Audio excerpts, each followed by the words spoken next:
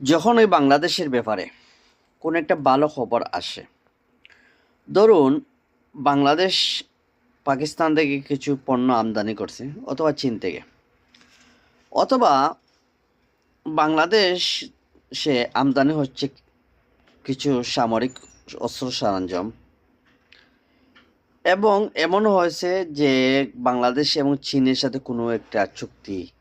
যে প্রকল্পগুলা তিস্তা বলেন আর দেশের আভ্যন্তরে বিষয়ে কোনো রোডগুলো আছে বা ব্রিজ নির্মাণের যে একটা কনস্ট্রাকশন যে কার্যক্রম, এইরকম একটা উন্নয়নের যে একটা নীতি দ্বারা হয়। তো এইরকম যখন কয়েকটা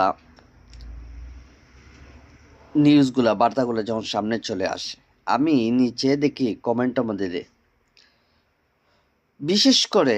যতজনে কমেন্ট করে তার মধ্যে নেগেটিভ যে কমেন্টগুলো আমি দেখছি ভারতের কিছু হিন্দু যুবকরা করে থাকে। এত জঘন্য, যদিও কিন্তু আমার দেশের লোকেরাও কিন্তু কমেন্ট করে,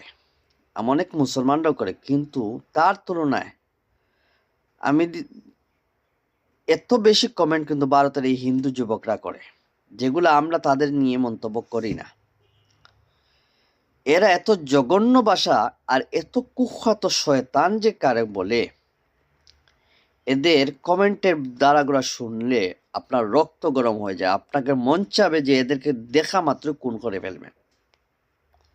আসলে এদেরকে যে মা বাপ জন্ম দিয়েছে কিভাবে, আমার মনে হয় এক বাপে এদের জন্ম হয়নি। যদি এক বাপে জন্ম হতো, আর কমেন্টগুলো বাংলাতে দেখবেন, এগুলি হিন্দি কমেন্ট, আমি তো হিন্দি ভাষা তো আর সবার পড়তে পারবে না, কিন্তু এই বাংলা, তাইলে তো বুঝতে পারছেন যে ওই পশ্চিমবঙ্গ বা ওই আশেপাশের যে অঞ্চলের যে মানুষগুলো আছে, যারা ব্লগারগুলো আছে, আর এগুলার মধ্যে আছে তো কিছু লাইভে সেইভাবে শিবং নামে একটা লোক পশ্চিমবঙ্গের, সেও আছে, আর আরও কয়েকজন এরাও কিন্তু কথা বলে। আর এদের লোকে তাল দিয়ে এই কমেন্ট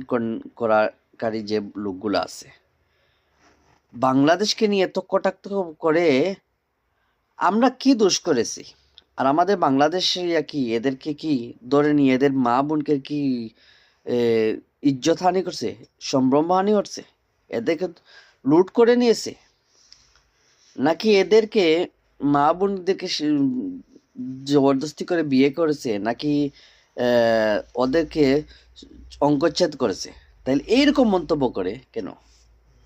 আমার